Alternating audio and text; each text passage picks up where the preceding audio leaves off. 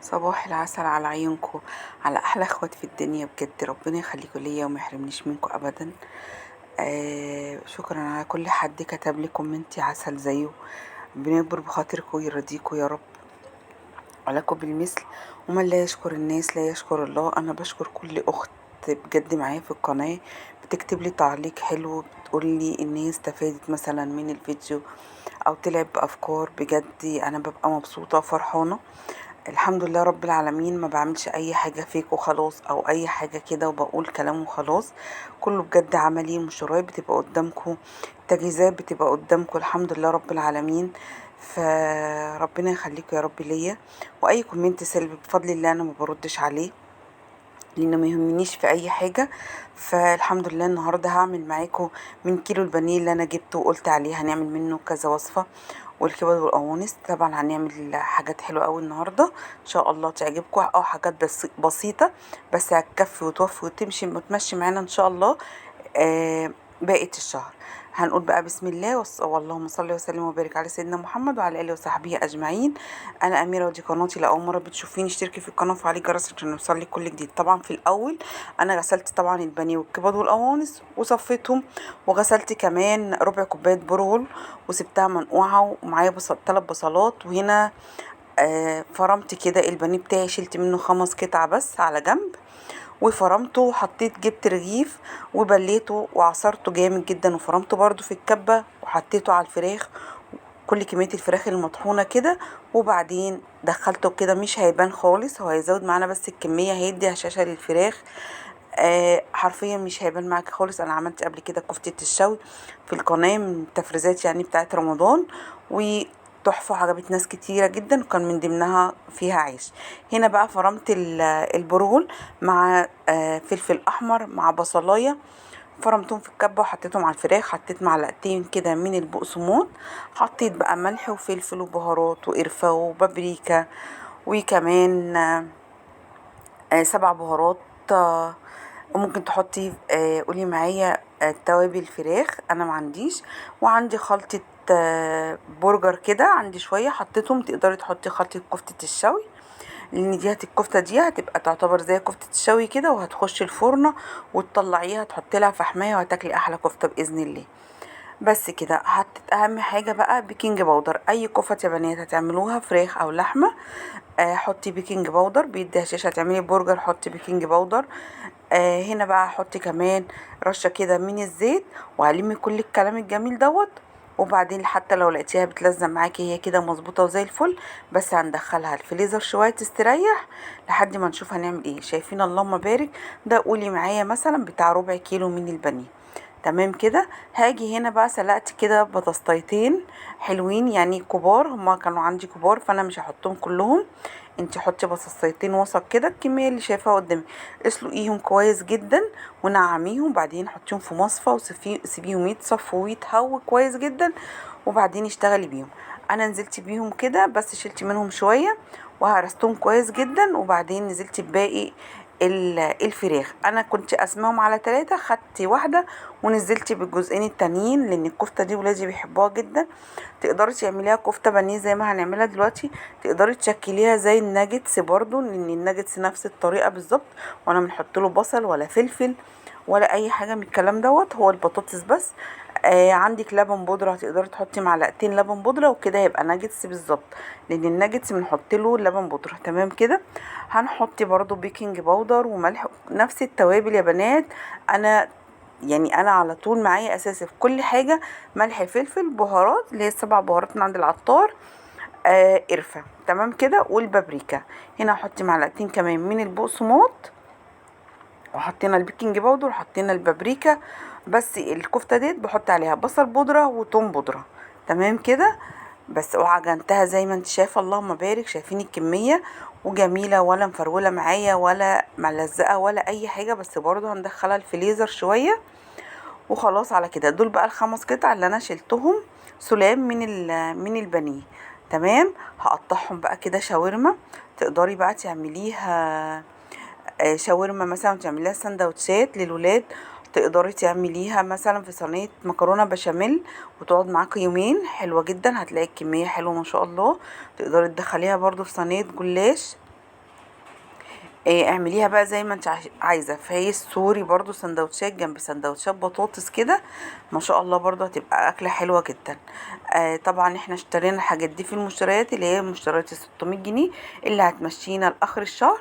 امشي على قد مصروفك، ما تقوليش يعني محدش يخش يقول لي بقى ايه اللي انت بتعمليه دوت وايه الكميات ديت. واحده بتقول لي كيلو بانيه تعملي منه كذا وصفه، ده ايه هنشمه؟ لا ان شاء الله مش هنشمه. زي ما انت شايفه انا ما بردش على الكومنتات دي. دخلت لها واحده حبيبتي وردت عليها طبعا، قالت لها احنا 4 افراد كيلو البانيه بعمل منه 3 اكلات ما شاء الله وبيكفي. ربنا يملى بيتك خير وبركه يا حبيبتي، ويملى بيكم كلها خير وبركه. الناس اللي هي مش عايشه معانا في الواقع وفي مش وكده ومش عاجبها يعني الفيديوهات، ما تتفرجش عليها وملوش لازمه الكومنت السلبي يعني. في غيرك هي دي ميزانيته وهو ده حياته ودي مقدرته اللي يقدر يمشي بيها. فكل واحد بيمشي على قده، والحمد لله ماشيه بستر وبركه ربنا.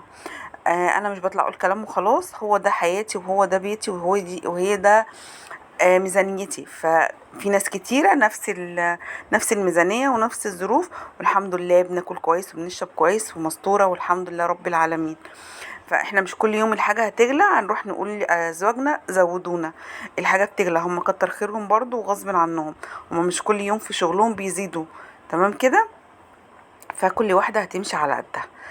المهم هنا بقى حطيت تبلتها بقى ملح وفلفل وبهارات طبعا برضو بابريكا، ومتهيألي حطيت بصل بودرة مش عارفة. المهم ممكن تحطي توابل كمان شاورما. وحطيت شوية من الزيت، وطبعا قطعت عليها فلفل وبصلاية، فلفل الوان وبصلاية، وهركنها يا دوبك اطلعها احطها في الطاسة اشوحها واظبط بقى الملح بتاعها وخلاص على كده. وهتعملي بيها اي حاجه انت حباها. هنا بقى الكبد والقوانص طبعا كنت غسلاها كويس جدا ونقعها في ميه وليمون وفلفل، وبعدين صفيتها. طبعا هي والفراخ عملت فيهم كده عشان الزفارة طبعا.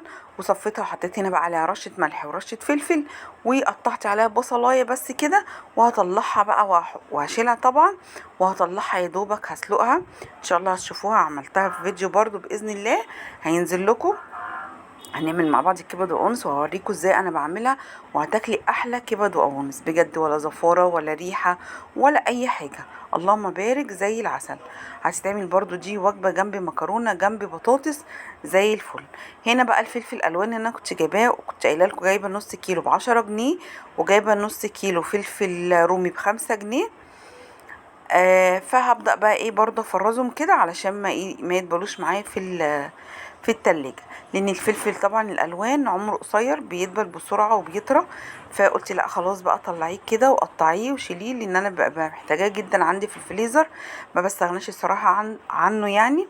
بحطه على وش بيتزا، بحطه في صينية جلاش، بحطه على لحمة، على فراخ، بحطه على كبد وقوانص. يعني شغال معانا في كل حاجة. نص في نص كده ان شاء الله هتلاقي نفسك الدنيا بقت زي الفل عندك واتملت خير وبركه. اللهم صل وسلم وبارك على سيدنا محمد وعلى اله وصحبه اجمعين. قطعي بقى مكعبات، قطعي شرايح طويله كده براحتك خالص. وفي الاخر هقطع عليه واحدتين كده من الفلفل الاخضر بالمره، عشان يبقى بقى اخضر واصفر كده واحمر، وتبقى الالوان مبهجه كده وتفتح النفس. وخلاص على كده. وكمان هوريكي برضه هعمل ايه بالفلفل الرومي. تقدري تعملي بقى اللي انا هعمله بالفلفل الرومي دوت بفلفل حامي اللي انت بتحبيه تعمليه. تمام كده. كل الحاجات دي برضه بتسهل علينا الموضوع. تقدري تفرزي برضه شويه بصل كده تفرموهم وتشيليهم تخليهم لاخر الشهر هينفعوكي. اتزنقتي ما عندكيش بصل هتطلعي كيس بصل من اللي انت فرمتيه وشلتيه. انا بقولكوش هاتوا حاجات بكميات يا جماعه، هاتوا حاجات بسيطه ان شاء الله من كل حاجه كيلو، بس كيلو في كيلو هتلاقي الدنيا معاكي ظبطت والدنيا اتملت خير. انا هرشيت عليه رشه كده من الزيت وهسيبه عشان لما تيجي تطلعيه يبقى سهل بالنسبه لك. خدتي بقى هنا الفلفل الرومي، حطيت عليه قطع كده من الثوم وفرمته ونعمته كده، وحطيت عليه رشه من الزيت عشان يبقى سهل بالنسبه لي وانا بطلعه. هعمل بيه بتنجان مخلل، هعمل منه طشه كده للكبد والقوانص، هعمل منه سمك. فمش هحط اي توابل غير لما اجي اشوف انا هستعمله في ايه واطلع استعمل واحط التوابل بتاعتي. تمام كده. برضو ده بينفعني جدا جدا بجد، بدل ما اقعد اطلع قرن فلفل وبعدين اروح اجيب التوم واخد منه قطعه وابدا اطحن لا لا، الكلام ده كله بيوفر عليا خطوات كتيره وبيسهل عليك الوقفه في المطبخ. التفريزات هتاخد منك مثلا ساعه 2 3، بس في الاخر بجد والله هتريحك حبه حلوين. تعالي بقى كده اول كفتة بدأنا بيها كفتة البرغل. هبدأ بقى اشكلها كده زي ما انت شايفة، واعملها كده بالسكينة من فوق. طبعا شرحة نفسها شكلها حلو جدا. هتطلعيها، شايفين ما شاء الله. هتطلعيها تحطيها في صينية، تدهني وشها سمنة او زيت. لو عندك حتة دهون تقدري تفرميها معاها، واحنا بنفرمها برضو عشان انتوا عارفين الصدور ما بيبقاش فيها دهون، فعشان كده انا حطيت شوية زيت وانا بعجنها. هتطلعيها وتحطيها في صينية وتدخليها الفرن، وبعدين تطلعيها تحطيها في تحطي لها في حماية. وتاكلوها كده بألف هنا وشفا. برضو جنب شوية مكرونة، جنب رز أصفر، جنب بطاطس بوريه، ما شاء الله برضو هتبقى أكلة برضو جميلة. على فكرة أنا عندي الحاجات ديت أعمل بربع كيلو بانيه صنف من الأصناف ديت أحسن من إن أنا أجيب كشري مكلف جدا، والزيت بقى والكلام ده. أجيب مسقعة برضو بتكلف معايا. هنا بقى عملت ما شاء الله كل طبق فيه 9 صوابع، يعني 18 صباع. دي اكله واحده يا بنات، مش هقولك الطبق في اكله، لا طبعا احنا كده بنضحك على بعض. التسع صوابع مش هيكفوا طبعا 4 افراد، اللهم بارك، بالذات لو كبار. طبعا انت حسب بقى ايه افراد اسرتك، كبار صغيرين فيهم اطفال صغيرين، بتفرق طبعا في الوجبه. تمام. دي تاني حاجة بقى الكفتة اللي هنعملها ببرغل، اللهم بارك. هتعمل معايا كمية حلوة جدا جدا. واللي هي حبيبتي بقى لما سمعتني هعمل وصفات من البانيه، قالت لي خلاص انا عندي بانيه وهستنى وصفاتك اللي انت هتعمليها علشان اقدر امشي نفسي اخر الشهر. فيا بنات بجد في ناس بتبقى محتاره ومش عارفه تفكر هتعمل ايه، مثلا بنص كيلو بانيه عندها في الفريزر، بربع مفروم عندها في الفريزر، هي مش عارفه ومش عارفه اخر الشهر جه عندها ومش عارفه تعمل ايه. احنا بندي بعض افكار يا بنات، وفي ناس تقدر تنفذها وفي ناس مش هتقدر تنفذها. فانا ما بجبرش حد ان انت تنفذي اللي انا بقوله او تعملي اللي انا بقوله، لا احنا بنفيد بعض. والحمد لله رب العالمين انا القناه عاملاها بفضل الله، لله اولا، ثم ان انا افيد غيري، وبجد ابقى فرحانه اللي انا بعمله غيري استفاد منه. فالحمد لله رب العالمين، الحمد لله رب العالمين. فربنا يا رب يكرم الجميع ووسع رزقكم جميعا. بصوا بقى ما شاء الله عملت معايا 34 صباع، اللهم بارك. هنا بقى ايه، ولا بيض بقى ولا لبن ولا اي حاجه، شويه ميه من الحنفيه في طبق. جايبه ب5 جنيه كورن فليكس طحنته كده في الكبه، وب10 جنيه فيجيتار حامي على بارد زي ما قلت لكم كده، كنت جايباه في المشتريات. وهخلط ده على ده، شويه من ده وشويه من ده، وهنبدا نعمل الكفته بتاعتنا. هنا بقى هنزل في الميه وبعدين هنزل في البقسماط. انا المفروض كنت حطيتها شويه كمان في الفريزر تجمد، بس الصراحة كنت خلاص مش قادرة والجو كان حر جدا، فعايزة اخرج بقى من المطبخ، ومش قادرة اوصف لكم ورايا كمية مواعين قد ايه يعني. بصوا مش قادرة اقول لكم. التفريزات بتطلع مواعين، بالذات كمان التصوير. فالحمد لله رب العالمين، كل عشان خاطر عيونكم بجد والله العظيم. فهعملها كده. انت شيليها بقى حطيها في الفريزر شوية 10 دقايق ربع ساعة، هتلاقي نفسك بقى سهلة بالنسبة لك، وتقدري تشكلي بقى ايه بسرعة كده في البقسماط. المهم هنا بقى قعدت اعملها، وكمان هقسمها برضو كده. بس دي بقى انا هقسمها على علبتين هيكفوني ما شاء الله على وجبتين.